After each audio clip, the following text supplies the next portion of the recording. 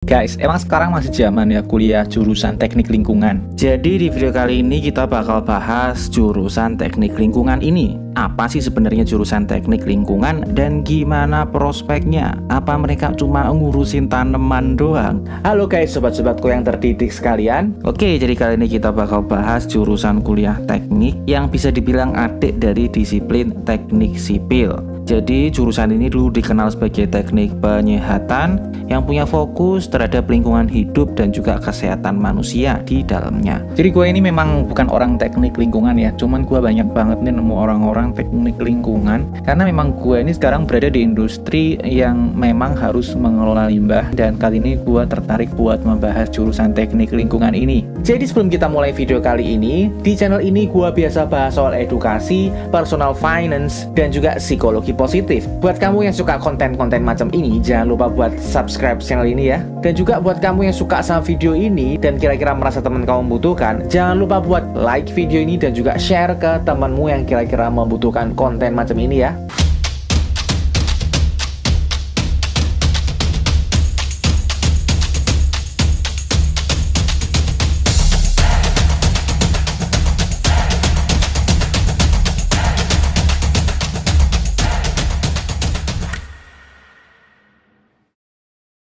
Sebelum kita bahas lebih dalam, mungkin kalian bertanya-tanya apa sih teknik lingkungan itu dan apa yang dipelajari. Jadi teknik lingkungan itu mempelajari solusi masalah lingkungan, misalnya penyediaan air minum, sistem pembuangan, sistem daur ulang, baik itu cair, padat, atau gas. Jadi seorang lulusan teknik lingkungan itu nanti akan terlibat dalam pengelolaan limbah dan juga meminimalisasi polusi untuk bisa melindungi dan melestarikan lingkungan hidup di bumi kita ini. Jadi teknik lingkungan ini kalau secara umum ya memang dia mempelajari lingkungan dan juga limbah ya. Masih terdapat spesialisasi lagi dalam teknik lingkungan. Yang pertama itu ada yang meneliti kualitas udara, dan kemudian ada juga yang namanya kesehatan lingkungan. Terus juga ada pengelolaan buangan padat. Terus mereka juga ada yang meneliti itu mengelola limbah air. Jadi sesuai namanya sih sepertinya udah cukup jelas ya, nggak perlu dijelasin lebih dalam lagi. Mungkin kalian bisa google kalau memang masih penasaran. Jadi kalau kalian udah cukup ada gambaran soal pembelajaran teknik lingkungan ini, kita akan mulai masuk ke gaji para enviro engineer ini. Jadi kalau kita ngomong masalah gaji, ini akan gue bagi lagi. Jadi gaji yang pertama itu adalah gaji perjabatan. Ini akan gue spesifikkan dari yang paling junior atau fresh graduate sampai ke yang senior. Kemudian juga akan ada gaji rata-rata dari lulusan teknik lingkungan ini.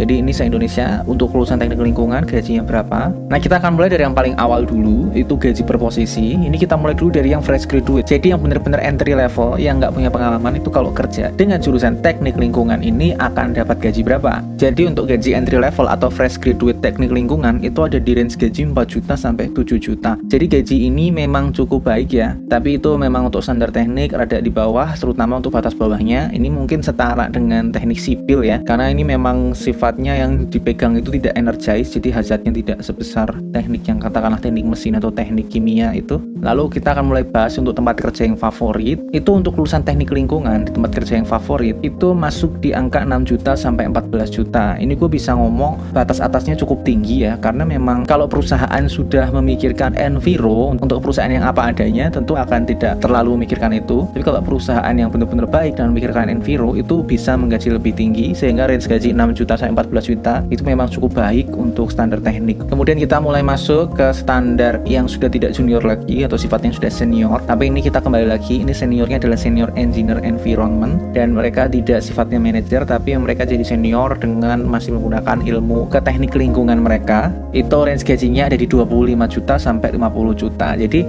ini memang cukup baik ya, untuk standar bawahnya juga udah bagus, standar atasnya juga baik. Memang tidak setinggi teknik yang core, terutama di oil and gas, katakanlah elektro, mechanical, dan juga teknik kimia. Tapi memang mereka ini termasuk yang dibutuhkan dan penting ya, sehingga gaji atas dan bawahnya juga cukup baik. Nah kalau gaji per posisinya udah jelas, kita akan masuk ke gaji per jurusannya. Jadi untuk gaji per jurusan ini, dari data yang gue ambil, untuk lulusan teknik lingkungan itu bisa mendapatkan gaji rata-rata sekitar 6.600.000. Itu kembali lagi karena mayority atau perusahaan yang wajar atau yang biasa saja yang meng-hire teknik lingkungan ini tidak bisa membayar gaji besar. Ya mereka di-hire karena wajib aja, tapi bukan menjadi suatu hal yang penting sehingga gaji untuk yang rata-rata itu menjadi turun karena orang-orang yang bekerja di perusahaan yang seperti itu. Sehingga kalau gue disuruh memberikan nilai gaji, kita bisa melihat sebenarnya jurusan teknik lingkungan ini pada lingkungan kerja yang baik dan juga kepakaran yang tinggi akan mendapatkan fasilitas yang baik. Tapi sayang sekali memang kebanyakan dan di Indonesia terutama memang belum siap untuk memperhatikan lingkungan ini, sehingga teknik lingkungan ini tidak bisa mendapatkan nilai yang baik sekali. Gua cuma bisa ngasih nilai 7 untuk jurusan teknik lingkungan ini. Nah, selanjutnya kita udah ngelihat kalau masalah gaji ya segitu-segitu aja buat teknik lingkungan. Cuman kalau masalah kebahagiaan ya ini karena kita kembali lagi ya untuk jurusan teknik lingkungan ini aja nama-lamanya adalah teknik penyihatan. Jadi ini bisa menjadi salah satu yang positif ya untuk teknik lingkungan. Nah, untuk kebahagiaan ini gimana nilainya? Ini kebahagiaan akan gua bagi menjadi 2. Yang pertama itu kebermaknaan atau meaningfulness, yang kedua adalah satisfaction atau kepuasan. Jadi dari namanya udah jelas kebermaknaan bekerja dan juga kepuasan bekerja. Kita mulai dari yang pertama yaitu kebermaknaan bekerja untuk lulusan teknik lingkungan ini. Seberapa orang bermakna? Kebermaknaan teknik lingkungan mendapatkan nilai 70 dari 100. Ini cukup baik ya, terutama kalau kita ngelihat background teknik biasanya nilainya ancur-ancuran. Tapi untuk kebermaknaan lulusan teknik lingkungan ini sangat tinggi karena mereka pertama menyelamatkan lingkungan dan juga di beberapa kondisi mereka menyelamatkan orang juga, sehingga para enviro engineer ini mendapatkan kebahagiaan atau kebermaknaan tersendiri dalam menjalankan pekerjaan mereka. Terus gimana masalah kepuasan kerjanya? Jadi para enviro engineer ini juga mendapatkan nilai 72. Jadi 72 itu ya cukup baik ya. Memang kalau kita melihat gajinya nggak terlalu besar, tapi kalau kita melihat mereka kerja itu senang, nilai enviro engineer 72 ini ya cukup baik, biarpun tidak istimewa sekali karena gaji tidak termasuk yang tinggi. Dan kalau kita melihat dua faktor tadi, kebermaknaan dan juga kepuasan, kita bisa merata-ratakan dan mendapatkan nilai kebahagiaan dari teknik lingkungan ini karena rata-ratanya juga nggak jauh. Dan kita bisa ngelihat bahwa ini cukup bahagia untuk bekerja di sini, maka gue bisa ngasih nilai 7,5 untuk lulusan teknik lingkungan ini. Kemudian kita udah ngomong dari tadi kalau kerja gajinya berapa, seneng atau enggak kalau kerja, tapi kita harus buktikan nih gimana lowongannya. Mereka kalau kuliah di situ bisa dapat kerja atau enggak. Jadi kita masuk ke penyerapan. Jadi untuk penyerapan ini kita akan melihat masa depannya ya. Jadi pertama, penyerapan di kedepannya itu outlook kebutuhan enviro engineer tuh seberapa besar sih. Memang tuh sekarang lagi banyak kebijakan go green, perubahan iklim dan kawan-kawan, tapi kenyataannya tidak semua perusahaan akan membutuhkan seorang enviro engineer, sehingga untuk outlooknya pertumbuhannya untuk enviro engineer ini hanya di angka 4% per tahun, dan itu bisa dibilang ya cukup kurang ya untuk orang teknik atau kebutuhan secara umum. Angka 4% itu cukup kurang, sehingga bisa dibilang kebutuhan di masa depan mungkin tidak terlalu besar. Dan itu kalau kita bicara masa depan. Lalu gimana kalau sekarang? Ini juga sebenarnya kurang baik juga. Kalau gua search di Jobstreet itu untuk kebutuhan enviro engineer itu memang tidak besar, jadi hanya sekitar 100-an posisi enviro yang dibutuhkan, dan itu memang ya bisa dibilang rada kurang ya, karena kalau yang baik itu kan sekitar 1000-an, ini hanya sekitar 100 untuk posisi lowongan enviro, sehingga ini juga bisa dibilang kurang baik untuk mencari pekerjaan. Tapi semua itu berubah ketika gua mencari angka pengangguran dari lulusan teknik lingkungan ini. Nah, kalau dari angka pengangguran lulusan teknik lingkungan ini itu hanya di 2,1%. Ini bisa dibilang cukup rendah ya, bahkan di bawah teknik-teknik spesifik lain yang lebih dikenal, misalnya teknik elektro, teknik mesin. Ini bahkan teknik lingkungan itu di bawah itu penganggurannya. Itu mungkin ada banyak faktor, tapi mostly itu karena mereka tidak hanya fokus pada enviro, tapi mereka bisa mengerjakan misalnya safety. Jadi orang-orang enviro itu memang terbiasa menyelamatkan, sehingga banyak juga posisi yang membutuhkan lulusan teknik lingkungan biarpun tidak bekerja pada bidang enviro. Sehingga kita mulai masuk ke pertanyaan selanjutnya. Itu mayoritas mereka kerja di mana? Nah, kalau mayoritas kerja di mana? Itu jawabannya industri mayoritas yang paling banyak meng-hire orang lulusan teknik lingkungan ini. Itu yang pertama tentu aja di konsultan jasa keteknikan. Itu kayak wajar sekali orang teknik itu banyak yang masuk ke situ untuk mendesain atau mungkin untuk membuat plan pengolahan limbah. Itu termasuk yang banyak menggunakan jasa orang teknik lingkungan ini. Kemudian mereka juga banyak ditemui di lembaga-lembaga atau pengelola fasilitas pemerintah. Mungkin itu juga kebanyakan di bidang limbah atau di lingkungan juga. Kemudian industri pengolahan limbah. Ini salah satu sektor yang banyak menyerap lulusan teknik lingkungan ini. Nah, itu jawaban dari mayoritas bekerja di mana. Tapi pasti akan ada pertanyaan lagi. Itu kan kerja-kerja doang. Kalau yang gajinya besar itu pada bekerja di industri atau sektor apa? Nah, itu jawabannya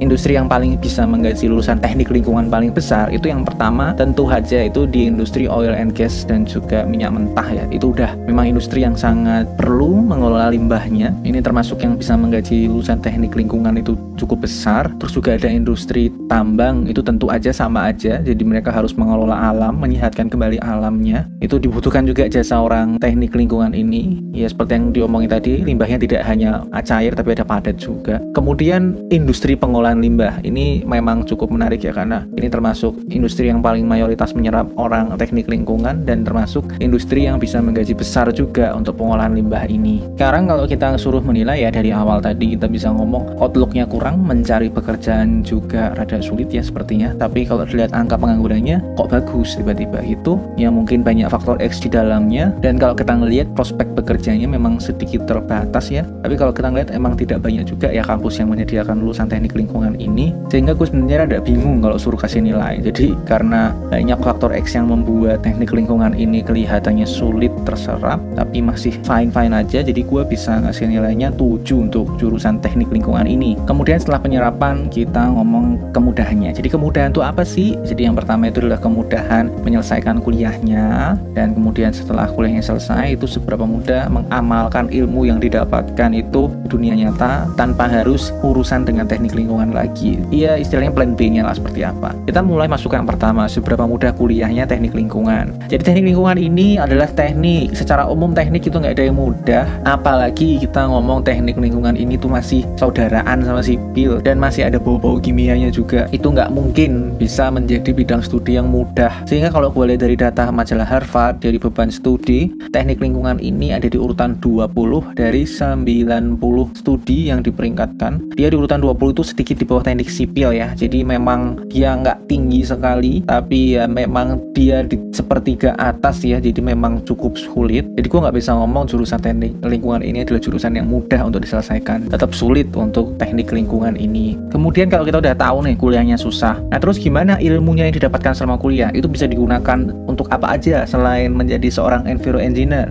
Jadi seperti yang udah sering gue ucapin, bahwa orang teknik itu mau teknik apapun juga dianggap ya insinyur, dan insinyur itu kalau di lingkungan masyarakat umum masih menganggap lebih superior ketimbang jurusan-jurusan lain, katakanlah jurusan sosial. Sehingga kalau di perkantoran mereka akan mendapatkan posisi ya lebih preferensial ketimbang jurusan lain, terutama di lowongan yang semua jurusan. Tapi kalau disuruh memilih atau disuruh menulis posisi apa yang kira-kira bisa diambil orang teknik lingkungan tapi tidak terkait enviro engineer, yang pertama tentu aja dosen. Sekali lagi, tinggal kamu kuliah S2, S3, itu lowongan dosen itu bisa dimasuki. Kemudian juga bisa menjadi seorang PNS ya, PNS terutama di Kementerian Lingkungan Hidup atau di sektor-sektor lain yang sifatnya itu untuk alam, tapi bisa juga dia pindah ke sektor lain ya, tetap terbuka kemungkinan biarpun tidak sebesar di sektor lingkungan hidup. Kemudian di BUMN juga, terutama BUMN yang sifatnya industrial, itu mereka akan meng-hire lulusan teknik lingkungan. Tapi kalau lowongan semua jurusan juga kembali lagi orang teknik pasti bisa mendaftar dan diutamakan. Kemudian mereka ini juga cukup terkenal menjadi orang safety ya. Jadi entah di safety okupasional yang sifatnya orang atau di safety yang proses, sifatnya proses pabriknya. Jadi ini menjadi salah satu yang sangat menyerap dengan cukup baik untuk lulusan teknik lingkungan tanpa menjadi enviro. Terus yang terakhir itu menjadi aktivis lingkungan yang dia sifatnya tidak menjadi orang engineer, yang urusannya itu orientasinya adalah ke perbaikan lingkungan. Mereka bekerja tentu aja di organisasi publik. Ya sekarang kita lihat ya, kalau kita lihat kuliahnya kok ya sulit, biarpun nggak sulit banget. Tapi kalau kita lihat lowongannya itu sepertinya biarpun tidak banyak pilihan dibandingkan orang teknik lain, tapi tetap saja keterbukaan pekerjaan untuk orang teknik itu lebih baik ya. Jadi karena memang ya dia masih orang teknik dan dia masih terbuka lowongan misalnya jadi orang safety yang itu cukup banyak menyerap mereka, sehingga gue akan kasih nilai itu di angka 7. Kemudian kita masuk ke keberlanjutan dari jurusan teknik lingkungan ini. Keberlanjutan untuk apa?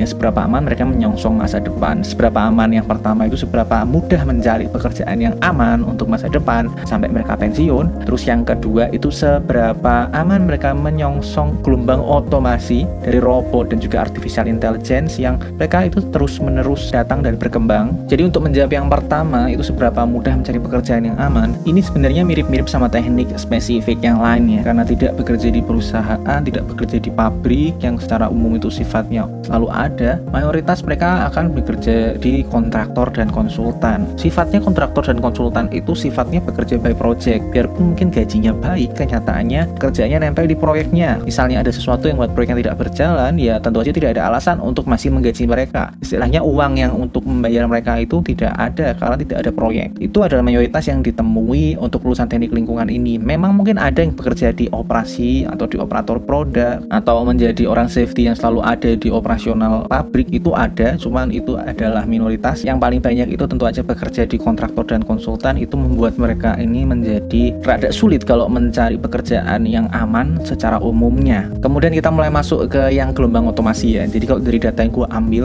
kemungkinan pekerjaan enviro ini digantikan oleh robot itu seberapa besar? Itu angkanya ada di 9%. Jadi 9% ini ya sebenarnya cukup terlihat ya. Jadi kemungkinan 10% kurang dikit dari digantikan robot, tapi itu sebenarnya tidak besar dan lumayan tidak perlu dipusingkan, karena ya kalau kita mau yang benar-benar tidak mungkin digantikan robot itu ya psikologi, kedokteran anak, hal-hal yang seperti itu yang benar-benar manusia banget yang tidak bisa dipahami oleh pola-pola komputer. Jadi kalau kita ngomong teknik lingkungan ini ya memang ada kemungkinan digantikan robot, cuman ya jangan terlalu dipusingkan saja. Nah sekarang kita melihat dari awal masalah keamanan bekerja itu kurang baik, terus masalah kemungkinan digantikan robot itu ada biarpun tidak terlalu dipusingkan. Jadi ya kita nggak bisa ngasih nilai bagus, tapi ya memang karena biarpun mereka harus gonta-ganti pekerjaan secara umum, tapi karena pekerjaan yang memang masih ada di masa depan, ya akhirnya aku kasih nilai 7. Kita udah sampai di ujung video kali ini, dan kalau kamu mau lihat dari awal sampai akhir, dari masalah gaji sampai keberlanjutan, itu kita bisa melihat sebenarnya nilai dari jurusan teknik lingkungan ini tuh sudah ada, dan tinggal kita rata-ratakan saja. Nah untuk nilai keseluruhan jurusan teknik lingkungan ini ada di angka 7,1. Nah sayang sekali ya untuk jurusan teknik lingkungan ini memang sih kalau dari gaji ya dia lumayan, pengangguran juga nggak besar angkanya, tapi sebenarnya kalau gua ngomong jurusan teknik lingkungan ini banyak yang bekerja di luar kodratnya dan di luar arahan awalnya mereka itu ingin jadi apa, sehingga kebanyakan orang teknik lingkungan ini tuh ya jadinya memang mereka kuliah aja, nggak nyambung, nggak apa-apa dengan pekerjaannya. Jadi gue bisa ngomong ini salah satu teknik yang kurang gue rekomendasikan ya. Kalau kalian pengen yang lebih sesuai passion kalian, kalau kalian ingin keras karena cinta lingkungan, ya ini bisa diambil, dan ini juga masih punya masa depan. Cuman ya kalau ingin realistis, masih banyak jurusan lain, teknik lain yang lebih recommended untuk diambil. Kurang lebih itu review dari gua. Kalau ada pertanyaan, tulis aja di komentar. Buat kalian yang merasa konten ini bermanfaat buat kalian, jangan lupa buat like dan juga share video ini, juga subscribe channel ini tentu aja. Buat kalian yang merasa nggak cocok sama video ini atau mungkin merasa konten ini ofensif buat kalian, dislike aja, nggak apa-apa. Gue ucapin terima kasih buat kalian yang udah nonton sampai akhir video ini, dan see you in the next video. Bye bye.